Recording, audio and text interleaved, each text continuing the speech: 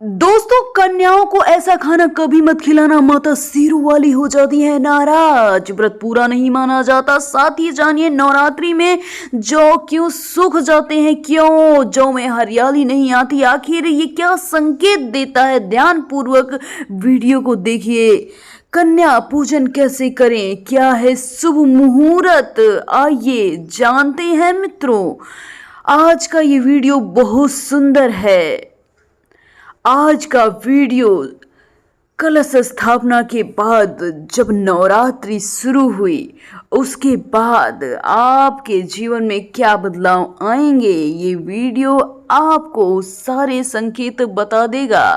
आपको आपकी परिवार की देख रेख के लिए जॉब करनी पड़ती है, सारा दिन मेहनत करनी पड़ती है, लेकिन ऐसा भी घर में एक कार्य होता है जिससे आपको पता चल जाएगा कि क्या आपको सफलता मिलेगी, कब मिलेगी, कितनी मिलेगी। मित्रों, जब हम कलश में जौ डालते हैं, हरियाली नहीं आती है, तो समझ लेना साक्षात माता रानी आपसे नाराज या क्रोधित हो चुकी हैं। माता रानी अपनी संतान को सदैव माफ कर देती हैं। आप सच्चे हृदय से माता रानी को भजते रहें। माता आपका मंगल जरूर करेंगी और अपने भक्तों को, अपने बेटों को, अपने लाल को वो सदैव माफ कर देती हैं।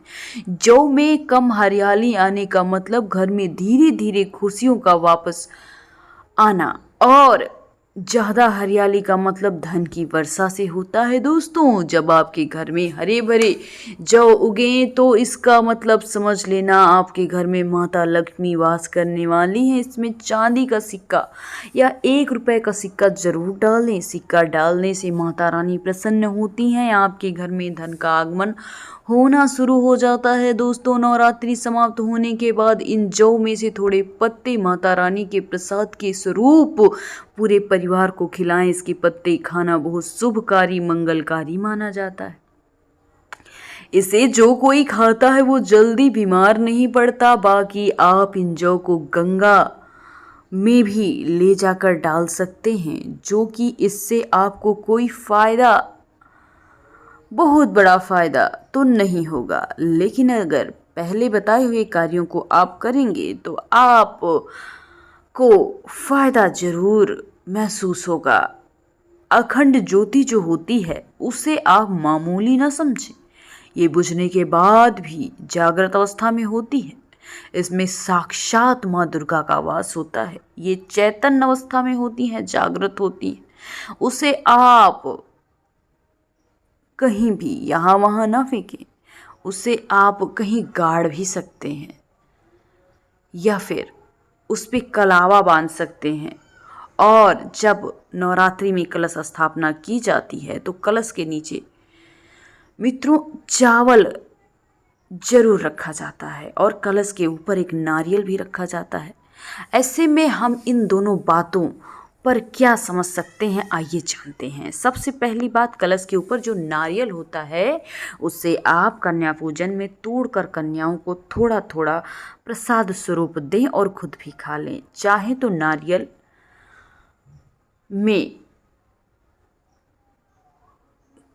में थोड़ा सा भाग लेकर आप अपने धन, जहाँ भी आप अपना पैसा रुपया रखते हैं वहाँ रख दीजिए।